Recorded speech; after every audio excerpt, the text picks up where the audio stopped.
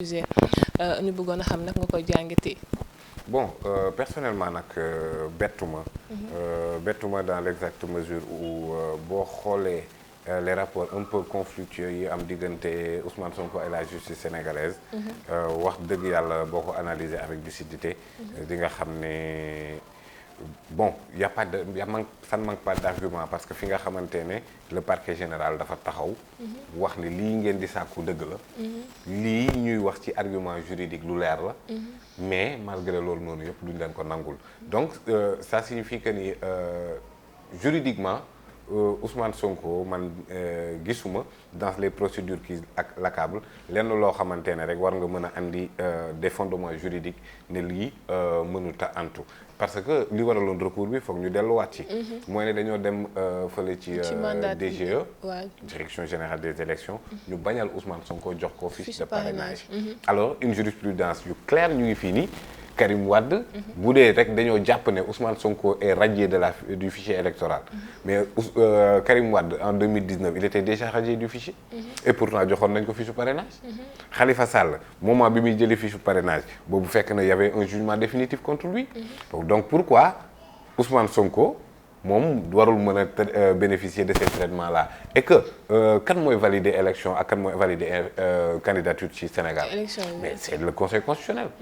boo xoolee conseil constitutionnel boobu noonu loi organique bi ko organisé article 2 bi nee na la man conseil constitutionnel man maay recevoir arrêter la liste des candidats donc kon tey jii nii DGE ban prérogative la war a mën a am ba moom mooy rejeter candidature parce que en fait rejet candidature la ndax candidature moom mënoo koo am te amoo fiche. te amoo fiche de parrainage. am fiche nag tekkul na candidat ga mais ñàkk fiche moom leer na leen doo candidat donc kon DGE li mu def acte bi ça rejette une candidature alors que moom amul prérogative di rejeter candidature bu doon loolu la rek Khalifa Sall Karim Wade moment bi nga xamante ne ñu ngi leen doon accabler Karim Wade le jugement a été définitif en 2015.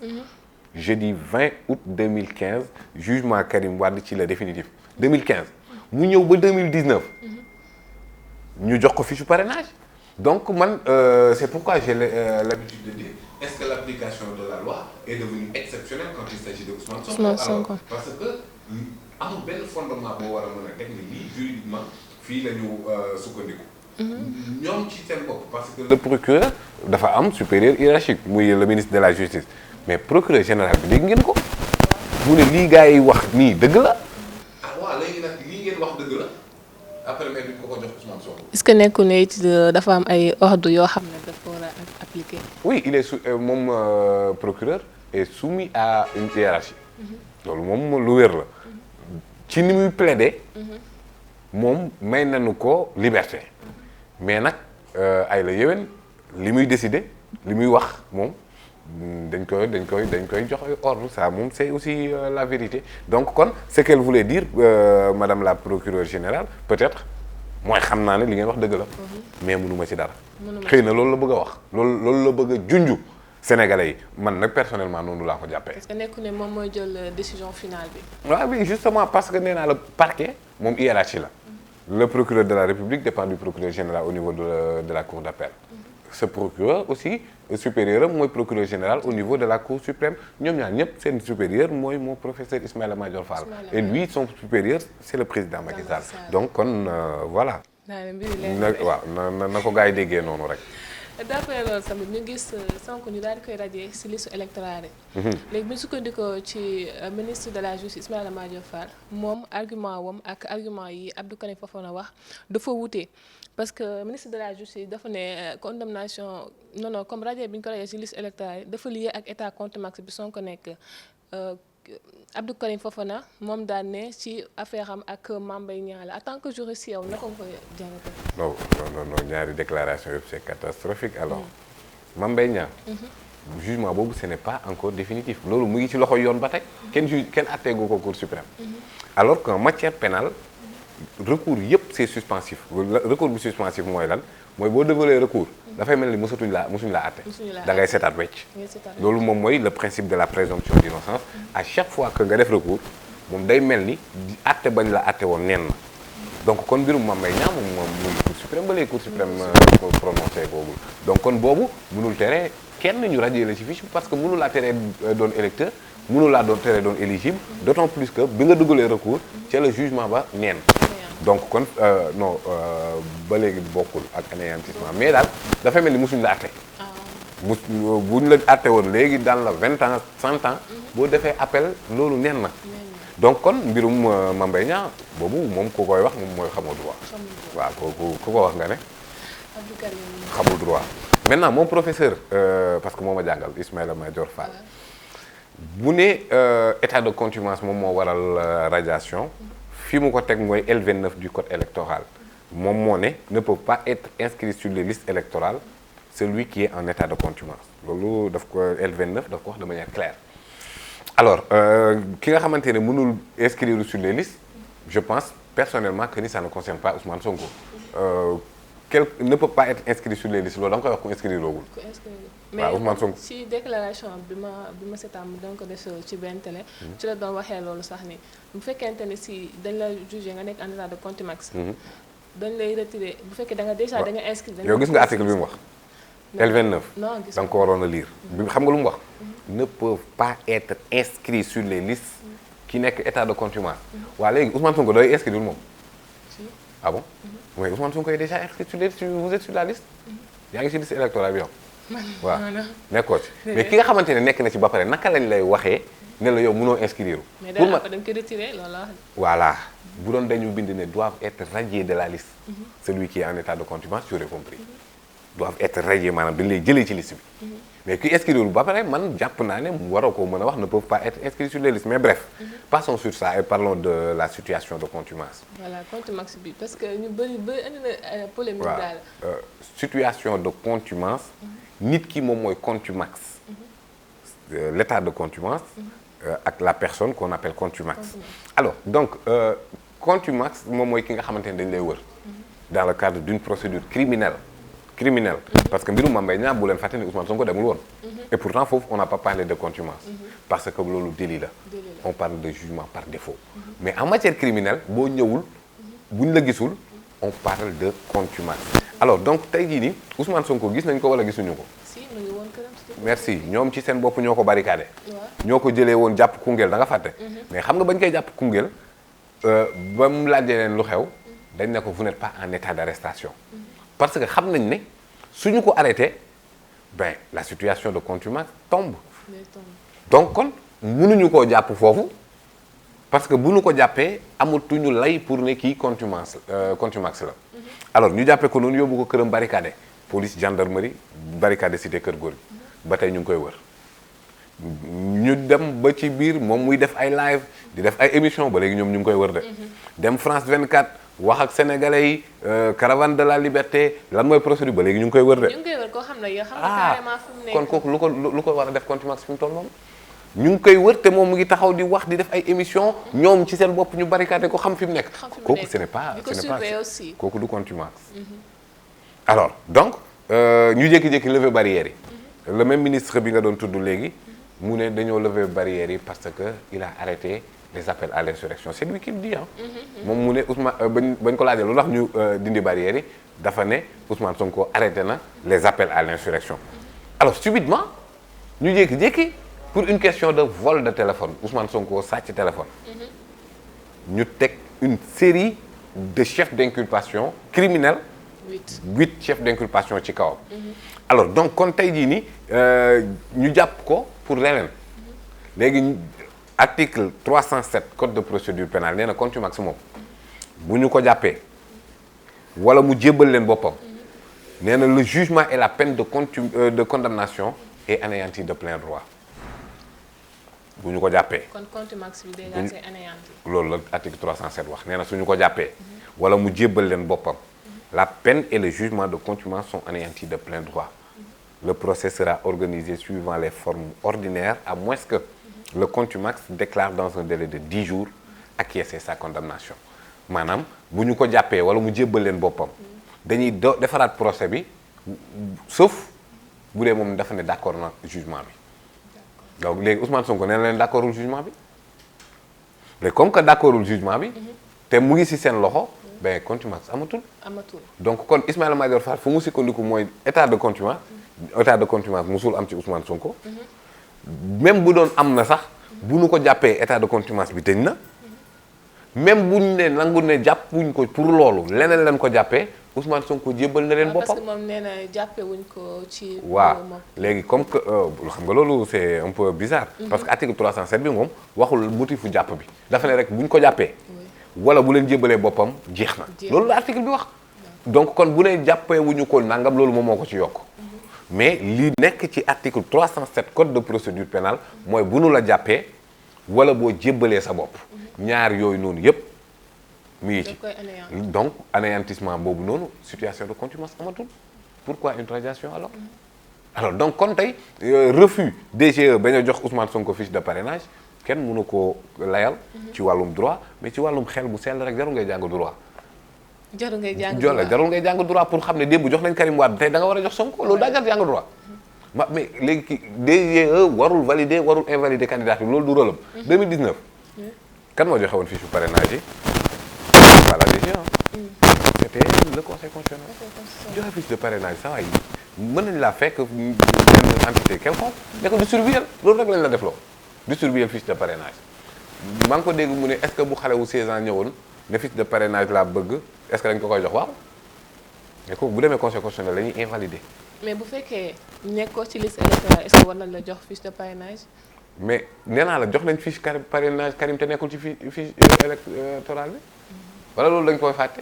2019 jox nañ Karim Wade fiche mu dem remplir ba réussir parrainage bi. 7 candidats ñoo réussir woon obstacle parrainage 7. 2 yi bi ñu demee conseil constitutionnel moom mi am sañ-sañu valider ak invalider. moom boobu lañ ko jox soog a invalider la donc kon kii valider ak kii invalider loolu conseil constitutionnel yow kii recevoir rek lañ ko laaj. recevoir yow joxel fiche rek kenn waxu la ak ku mënti ñëw yow jox ko fiche rek moom bu bokkul wala parrainage bu baaxul loolu conseil constitutionnel moo koy décider mais pas la DGE même bu doon dañ laa jox fiche parrainage nga andi ñetti parrain yow xam nga boo doon dem élection tey jii nii mënoo am parrainage waaw léegi bu dee 10 personnes waaw d'accord 10 personnes nga am boo leen joxee 10 personnes yi sax ñoom dañu koy jël sa fiche yi li muy bëri 10 nga remplir yow seen waa kër rek ñoo la remplir waaw moom da nga koy jël après jébal conseil constitutionnel moom mooy wax ndax lii nga joxe baax na am déet du DGE la preuve bu ñu paree ci collectif parrainage fu ñu koy yóbbu conseil constitutionnel da nga fàtte bañ doon xëccoo ko xiiro ko ngaayoo ñoom Mimi Touré ak ñoom Malick Gakou waaw conseil constitutionnel la loolu kon maanaam même kii recevoir collecte de parrainage du DGE voilà dañoo yàqamti Sonko rek waaw mën nañ ko bàyyi ci loolu aussi ñu daal di gis ne bu ñu bañee jox Sonko fiche de parrainage yi après dañoo am benn surprise ci waa ex-Pastef parce que dañoo gis 5 candidats yoo xamante ne si comme ku ci mel ne ñoom Birame Souleye Bassirou Diomaye ak ñoom daal dem jël seen ay fiche de parrainage ndax loolu amul risque ci ñoom. risque bu demee nan comme ñu invalider. voilà. xam nga bon invalider moom on peut s'attendre à tout. parce que bon tu vois des gens yoo xamante ne ils drainent des foules. Bougane Gueye Dany je pense que c'est quelqu'un de très populaire qui a fait le Sénégal des profondeurs. Qui a de l'électorat background mais à chaque fois gis nga ni ñuy def ci parrainage bi donc kon effectivement on peut s'attendre à tout mais man jàpp naa ne cette pluralité de candidature là ci biir Pastef non seulement wax nga dëgg am na risque mais aussi bu bëree torop mën na éparpiller électorat wu Pastef bi def ko en miettes mais Birame Souleye dafa retiré fiche de parrainage ba pare génn ne la duma candidat. mu retiré parrainage génn du candidat. oui vous l'avez suivi il a fait face à la presse après bi mu retiré fiche de parrainage. dafa génn ne leen duma candidat. kon stratégie la pour parrainer Sonko. parce que plan B ci biir Pastef. pour man yenuwul maanaa ci man. non donc parce que déjà boo ko waxee mooy avouer nga sa échec. première chose. deuxième chose mooy Sonko du gaay de.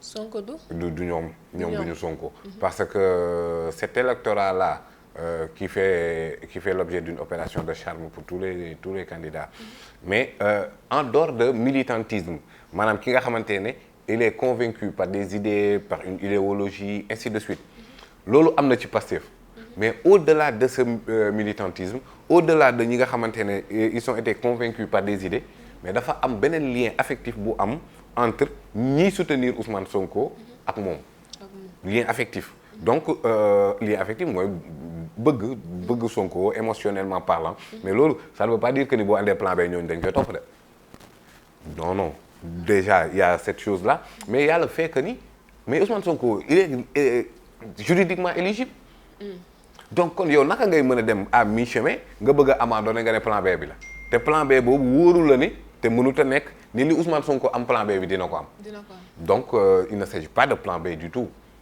parce que Birame Souleye wax na leen ne moom du candidat ñoom fiche yi ñu retiré yëpp retiré 5 candidatures il y a même plus dina am ñeneen ñu ci génnaat mais nee nañ la loolu yëpp c'est en faveur du combat pour la participation de Ousmane Sonko ñu ngi leen di déglu parce que ñoom nee nañ élaboré nañ stratégie ñu ngi bàyyi xel mais en tout état de cause pour man ni ma ko doon waxee rek jinax moom bu buggee gudd fan day bëri pax donc xam naa ay pax la ñu teg rek mais effectivement fooguma benn yoon que ni ils sont dans une stratégie aveugle ou frivole.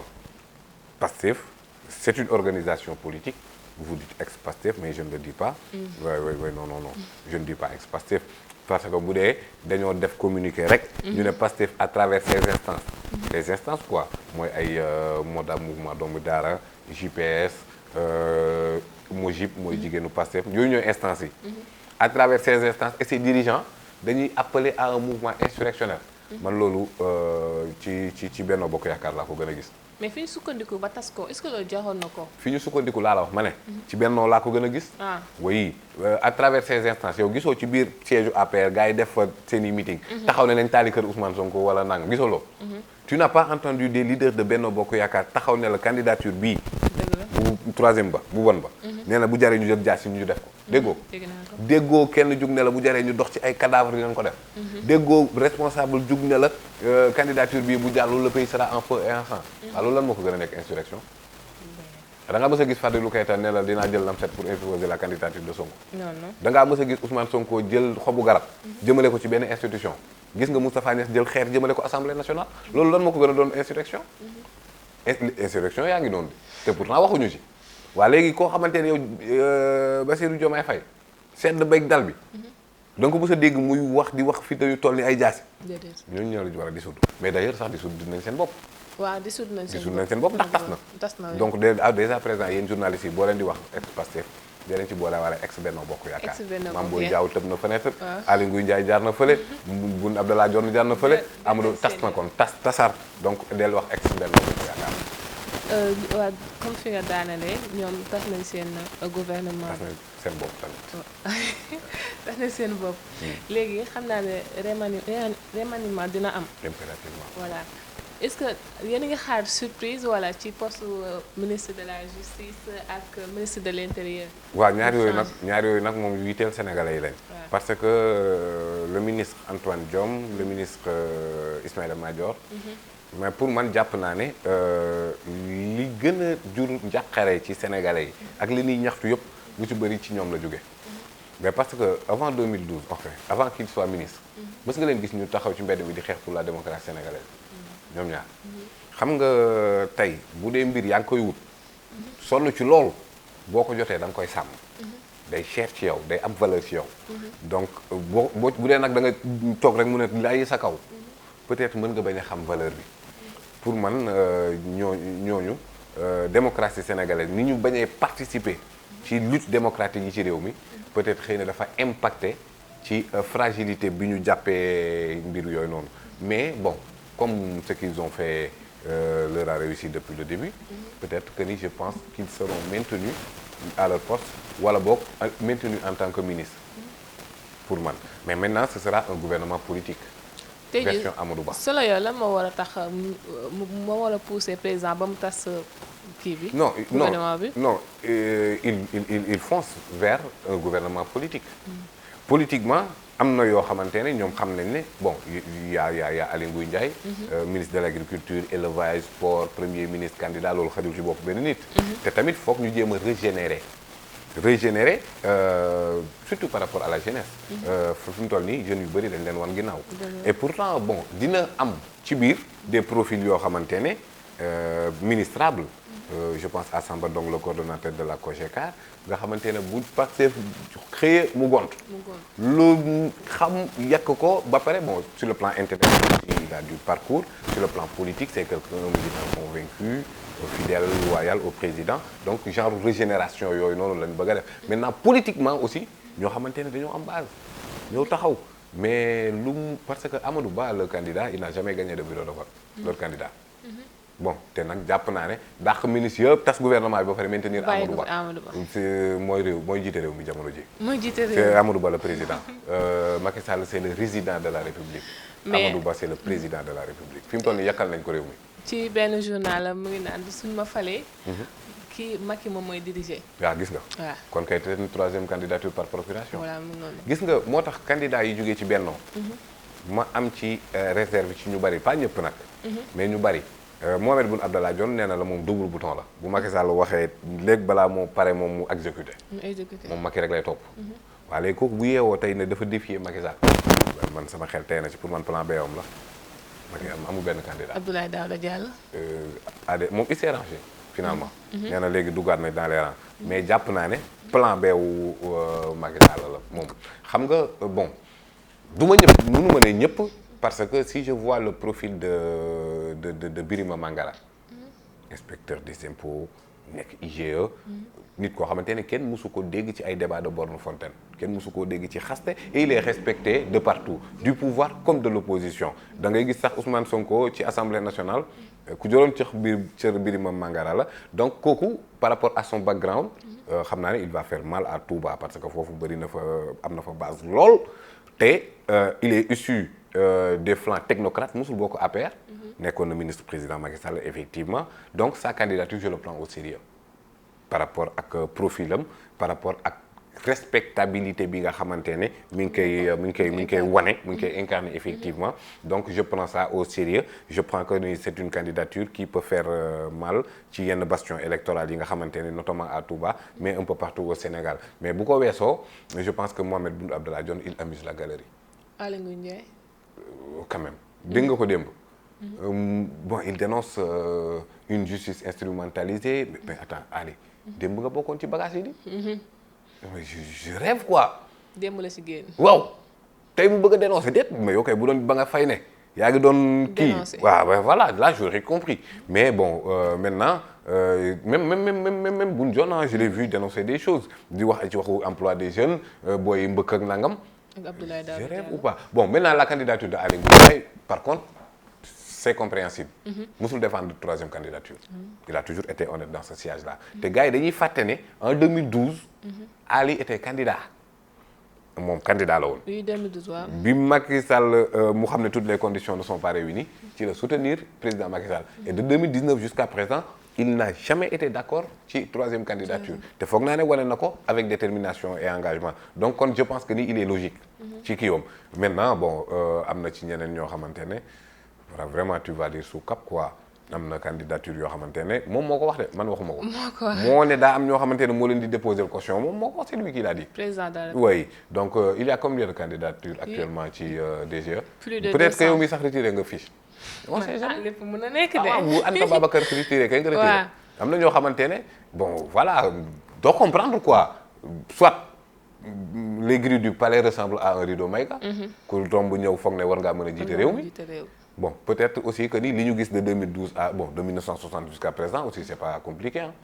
Plus de 200 candidats ñu ñëw retirer seen fiche de parrainage est-ce que yow jàpp nga ne ñoom ñoo ñëw bëgg réew mi rek moo tax ñu bëgg a jiite réew mi wala dafa am yeneen ay intérêt yu nekk ci ginnaaw si am na candidat am na candidat oui am na ñoo xamante ne ñoom dañoo bëgg a bokk quoi bëgg a bokk bi nag déclarer sa candidature effet de mode presse bi invité la intéressé wu ci yow nga yëngal sóob xam nga faire un peu de show après voilà c'est-à-dire candidature loolu mooy candidat yi waaw ñooñu dañoo bëgg a bokk am na ñoo xamante ne peut-être Sénégal mën nañ bañ a xam seen tour mais boo leen dégloo j'ai partagé un plateau avec Alassane Niang mais quelqu'un qui sur l'administration de la justice par exemple il fait des propositions parce que justice man moom may gën a intéressé mais il fait des propositions extraordinaires excellentes mais malheureusement sénégalais du ñuy déglu tamit programme du ñu xool profil mais ci biir yenn saa yi di nga ci gis ñoo xamante ne voilà tu sens que ni c'est de la matière. Mamadou Yatassaye qui partant de zéro créer structure qui emploie des milliers, plus de 6 000 jeunes Sénégalais, et un peu partout dans la sous-région. Ça, tu sens que ni c'est quelque chose. Et il parle de la coalition s'unir pour demain. Donc ñooñu noonu di nga xam ne am nañ background, am nañ parcours, am nañ jaar-jaar, mën nañoo apporter quelque chose, un plus-value ci kii bi, mais Sénégal leneen la te foog naa ne malgré les offres, les projets de société. gars yi liñ gën a yitteel mooy Sonko namm nañ ko. kon léegi pour ñu mën la déglu discours de programme leen bàyyi Sonko bàyyi mu bokk ci mbir mi. parce que bu bokkul képp ku mënti gagner pour man ce n'est pas un président légitime. Une élection sans Ousmane Sonko. pour man ça s'appelle sélection présidentielle. Mais pas élection. waaye dañuy sélectionner quoi xool. ñi nga xamante ne xëy na Amadou Ba war na leen mën a defal affaire mais je ne parle pas de Sonko ah politiquement booyu Sonko. moo ko defal affaire fii ci parcelle. Jamil Sané oui tout le monde l'a vu. donc kon wax Sonko bu daa xaj ci Amadou Ba. bu dee booy Sonko rek. ñoo ko géré politiquement quoi booyam am Jamil Sané. moo ko defal affaire ci parcelle. je ne pense pas que donc kon xam nañ la force de frappe de Ousmane Sonko tout le monde se rue warul bokk mais dafa war a bokk. bu dee ñeme nañ ko rek ñenn ñi naan la tekkiwul dara ñi naan non amul fu mu kii dañ jàpp. dañoo ragal Sonko daal moo tax ñu koy tegal. mais mbër boo xamante ne bu duggee ci arène bi ñëpp génn ne duñ bokkul. fu nekkul sax ñëpp dañuy génn. ne bokkul kii warul bokk. boo xam nga ne bu bokkee léegi nag loolu moom mooy la pertinence aussi de ces alternatives au niveau de Pastef. ñoom ñëpp les 5 candidats dont on parle bu kenn ku nekk dajalee en faveur de Ousmane Sonko 1 million de parrainage. dinañ xam lan moo waral ñu naan du bokk kon ñii nii ñëpp kii lañ nar a wooteel kii lañ àndal. Ismaïla Madior Fall waxoon na mu ne suñu jëndee 2 millions de cartes. Macky Sall day bokk. bu ñu jëndee 2 millions de cartes. oui il avait dit dans un meeting à Rufisque. ak carte APR yi ñu doon distribuer. mu ne bu ñu ci jëlee 2 millions. en faveur du président. donc dafa war a bokk. kon kii nii moom nga xamante ne mën na dajale 5 millions de parrainage moom nu mu war a def. te du jënd waaw. boo def loolu sax xëy na tuuti ñoom ñooy jël parrainage yi ba pare financer vous avez vu les levées de fonds. 333 millions. en 48 heures kan moo ko mës a def. c'est que du Ousmane Sonko nañ ko bàyyi mu bokk. yàlla ko may. dafa war a bokk. bokkam demande sociale la. bu dee ñoom jàpp nañ ne ñoo ko mën. nañ dem songu ko ci ay élections c'est aussi simple que ça. wala nga jaar gauche Ousmane Sonko jaar droite rek waaw dégg naa hier y avait un combat de lutte. Finalement ça a été sonkorisé. Oui. Les mêmes équipe nationale A. même kankurang yi Mbour sax dañ ko sonkorisé. donc kon la sonkorisation est devenue un phénomène national. mais parce que c'est Ousmane Sonko dañ ko bàyyi mu bokk loolu mooy yoon. ci beneen question mooy est-ce que yow vous êtes pour ou contre système parrainage bi. parce que candidat yi ni ñu bëree nii. non je suis d'accord sur le principe effectivement. oui xam nga lan moo andi parrainage bi. bokkoon na ci référendum 2016 bi. après il y a eu polémique ñu retiré ko. mais 2017 on va vers des élections législatives. 47 listes. 47 listes. moo amoon ci mais bu doon rek dañoo toog ne nañ voté comme ni ko code électoral waxee mën nañ voté 2 jours 3 jours. mais donc kon système mu parrainage bi c'est quelque chose de pertinent. boo demee aux États-Unis plus de 53 états ñoo dajaloo. mais 2 candidats rek ngay dégg. boo France y a le parrainage des élus amul parrainage citoyen élu rek moom moo la mën a parrainer. donc ce n'est du entorse ci démocratie maintenant effectivement dina am yoo xamante ne dañ ciy dugalaale ay laxas jaan pour écarter oui. non parce que man jàpp naa ne Malick Gakou par rapport ak ancrage bi mu am. ci élection. expertise ak expérience bi mu am. je ne pense pas que ni amul force bu mu war a mën a amee parrainage rejeté ko ci parrainage tappale képp la mën a doon. il a l'étoffe il a le parcours il a le courage et la combativité nécessaire pour surpasser tous ces obstacles là. donc kon dëgg sërëx yi ciy nekk moom mooy tax xëy na yooyu di am donc kon principe bu parrainage je suis d'accord mais mécanisme yi war nañ ko mën a xoolaat pour mu am plus de lisibilité ci jeu électoral parce que tamit bu parrainage amul woon. on est actuellement léegi ñu jege 300 rek. léegi ñu jege 300 waaw mais on va voter un mois. donc loolu mënut a nekk. il faut que mu am mécanisme buy filtrer pour que après nag ñu am un jeu beaucoup plus lisible, beaucoup plus clair. Parce que Dame Mbodj da koy wax que je salue au passage un ami mu ne élection bii ñu jëm bipolarisation la entre le système et l'antisystème. Donc effectivement il y a des candidats qui incarnent cet antisystème-là. Ousmane Sonko lu ci am solo la parce que moom moo ko njëkk a vulgariser yóbbu ko ci kii bii nii mais par exemple Déthié Fall koo xamante ne man jàpp naa ne profil la bu sénégalais yi war a gën a mën a découvrir par rapport à son parcours. Oui parce que koo xamante ne depuis 2004 mi ngi ci espace politique bi avec autant d'expérience mais Déthié Fall presque il n'a jamais fait le pouvoir même bi Benno Bokk Yaakaar réew mi di dugg ci Benno Bokk Yaakaar amul ci benn poste de responsabilité bu ñu ko nommé par décret et juste un an 2012 2013 la réew mi commencé démarqué wu jusqu'à présent même mburoog soow bi laaleewu ci avec une formation militaire gars yi dañuy fàtte wala dañuy xam ne Déthié a fait une formation militaire stratégie yi doon am ci biir Yewwi Askan Wi yëpp c'est lui qui tenait le haut du pavé. On se rappelle du PDF prend Déthié Fall.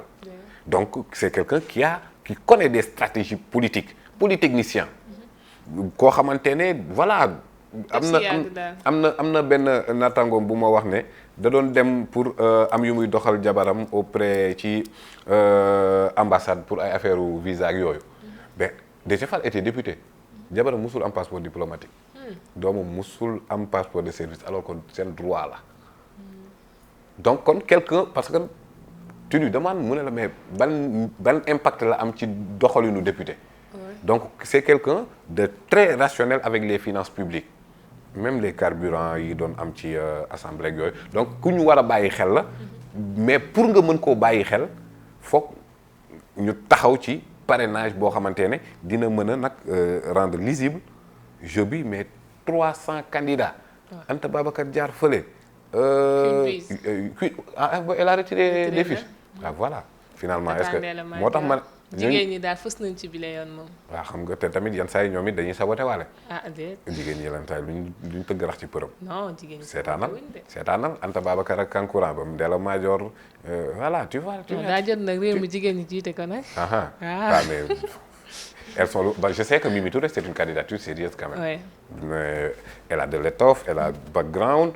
am na jaar-jaar. mais Ndella Madior boo ko joxee réew mi dina yëngu de. jox ko set. ba xam waaw xam nga ne bëri na cëfër lool mais bon en tout cas daal pour ñu prouver ñu seen légitimité seen représentativité nañu surpasser parrainage bi te ñiy surpasser parrainage bi tamit ñoom ñu sérieux ba képp ku andi ay signature yu leer ñu valider mu jàll loolu moom mooy dëgg bi. d'après nombre boobu ñaata nga jàpp ñoom ñoo war a surpasser. du weesu 10. du weesu 10. non du weesu 10. mais yow dafa mel ni Ndiolé nga yeewu woon rek nañu candidat nga quoi. man damay leen doo jàll. man candidat laa waaw d'accord xam nga yomb na ci déclaration. c'est tellement facile quoi. Ouais. Déclarer une candidature. Maintenant valider une candidature il faut prouver sa légitimité 0,6% de la population. Ce n'est presque rien. pour quelqu'un qui veut diriger un pays. donc mi ngi noonu. voilà daa mel ni temps bi nag jeex na de. jaajëf ñu ngi lay remercier. waaw respect yow moom ku respecté temps nga yow. waaw am na wute nga ak sa yenn morom yi nga xam ne moo kii dañuy xabaabal. mais en tout cas c'était un plaisir d'être là. parce que bon Dakar Buzz yàgg na ci espace bi. et a prouvé vraiment. par rapport ak démarche presse xam nañ ne les moyens la pression voilà ça vient de tous bords. mais quand même vous êtes là debout. depuis un certain temps. imposé. et que loolu noonu je tenais vraiment à féliciter à encourager équipe bi yëpp. donc xam naa ne di ci kanam moom mooy gën a metti. mais seen participation ci démocratie kenn du ko natable à travers vous toute la presse. te bu ma nee toute la presse aussi je voulais rendre un hommage particulier à Bougane Gueye Dany parce que dama ko dégg mu wax démb. ci benn vidéo en parlant de la maladie de sa femme. Moumi. Emporté par un cancer. moment boo xamante ne ñu ngi ci octobre rose. octobre rose mu doonaale occasion. pour que ñi nga xamante ne ñoom ñooy jiite. ñu gën a bàyyi xel cette maladie. qui de plus en plus ñu ngi koy considérer comme tabou. te boo koy gën a nëbb muy gën a atteindre des proportions yoo xamante ne mënatul dellu ginnaaw. Donc bu ma déggee démb ñu ne même piqûre bi ngay kii rek 600 000 lay jar. 600 000 piqûre bi kese. waxatuma la ak nag chimio beeg yeneen ak yeneen.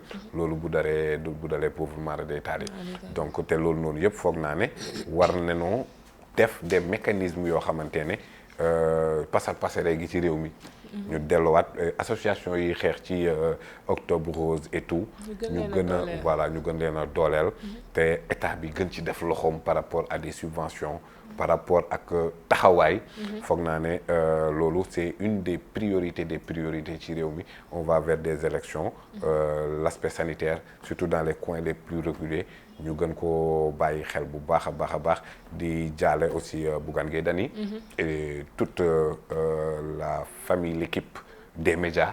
Voilà parce que man je la connais pas personnellement mais boo déggee témoignage yi di nga xam ne xel dal na mën na rafet njort ci moom di ñaan yàlla mu xippee aljana ñëpp ñi nga xamante ne ñooy sa famille biologique et sa famille professionnelle loolu dama ko bëggoon a jàllale di la remercier aussi lépp li nga xamante ne tamit dëng na ci wax ji sunu matadi la lépp lu ci jub borom bi tabaraka wa taala la asalaamaaleykum wa rahmatullah. voilà mbokku internet yu Dakar Buzz gis ngeen tey li leen indiloon doon waxtaan ak ki nga xamante ne si moo di Pape Moussa Sow nekk chroniqueur judiciaire ñu sekk ak moom waxtaan li nga xamante ne si nag moo ñeel wàllum actualité bi jamono ji jëm ci wàllum politique beek yeneen ak yeneen yu ni mel ñu di ko jaajëfal bu baax nag di ko remercier ci li mu nangoo répondre suñu invitation wante it dañuy daal di jaale rek ki nga xamante ne si moo di Bougane Gueye Dany di jaale équipe bu des médias di jaale képp xam da nga nekk ci presse bi ak ñi fi nekkul yëpp ñu tata moom mi boobu ñu koy ñaanal yal na ko yàlla yërëm